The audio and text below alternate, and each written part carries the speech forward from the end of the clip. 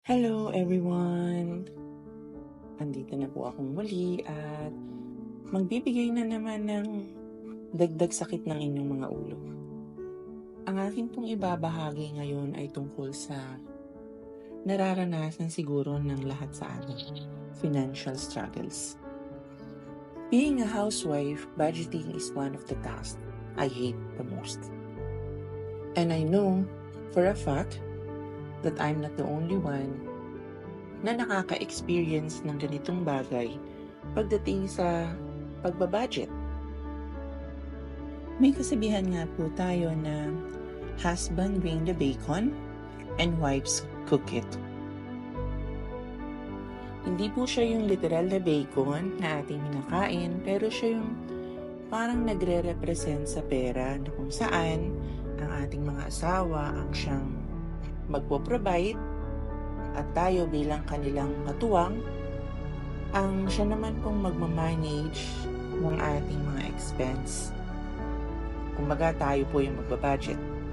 Pero kung minsan, yung kanilang inaabot ay hindi nagkakasya. At dito na po pumapasok ang problema. Aminin man po natin o hindi, minsan o kadalasan, ang pinagmumulan ng away ng mag-asawa ay may kinalaman palagi sa financial. May mga pagkakataong nagkakaroon ng sumbatan ng dahil lang din dito. At ang masakit pa, kung minsan ng dahil sa pera, nagkakahiwalay po ang mag-asawa. Siguro ang iba sasabihin mababaw na dahilan ng pera kung yun ang magiging dahilan ng kanilang hiwalayan. Para sa ilan, maliit na bagay. Mga kahugot, may mga ilang sitwasyon din na sa buhay ng mag-asawa, nawawala yung pagmamahalan o yung pinagsamahan nila ng matagal dahil din dito. Mga pagkakataong kung minsan na nagkakaroon na ng comparison. Kinukumpara mo ang sarili mo sa iba na meron sila na wala ka. Yung mga sisihan na bakit hindi mo ginamit ng tama, bakit kinulang, bakit ang dami mong gastos. Napakaraming bakit na kung minsan hindi mo na alam kung paano mo sasagutin ang iyong asawa. Palagi po ako nakakarinig ng ganyang mga salita. Bakit may mga asawang kumakatanong sa kanilang mga partner ay tila ba niwawaldas nila ito at ginagamit sa walang katuturan. If that is the case, we better ask our husband or our partner to go with us and let him do yung sinasabing simpleng pamamalengke. On that matter, they will know how we are struggling to manage the allowances na ibinibigay po nila para sa atin. Magtulungan, hindi magsumbatan. Mag-usap, hindi magtalakan. Yan po ang isa sa mga dapat ginagawa ng mga mag-asawa. Huwag niyong hayaan na gumawa ng hindi tama ang ating mga asawa upang maibigay lang po yung tinatawag na luho ng ating mga katawan. Tandaan po natin na kung minsan, ang sabi nga, ang root of evil ay nanggagaling sa pera.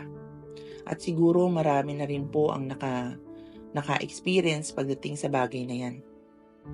Mga kahugot, huwag po nating hanapin sa asawa natin yung mga bagay na hindi niya kayang ibigay o yung mga bagay na kayang ibigay ng ibang tao sa kanilang mga asawa dahil may obligasyon po tayo sa isa't isa.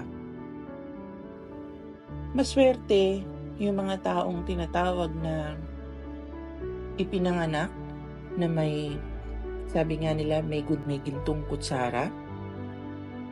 Maswerte yung mga taong hindi na kinakailangan mag-struggle pagdating sa pera. Yung hindi nila kailangan mag-isip kung ano yung kailangan nilang ihain o ibigay sa kanilang pamilya kinabukasan. Mahirap dumating sa point na kinakailangan mong gumawa ng isang bagay na hindi tama para lang mapunan kung ano yung pagkukulang mo sa pinansyal na bagay. Lahat po tayo ay dumaranas ng struggles pagdating sa bagay na yan. Pero wag naman din sana na ito ang maging dahilan para masira ang inyong pamilya.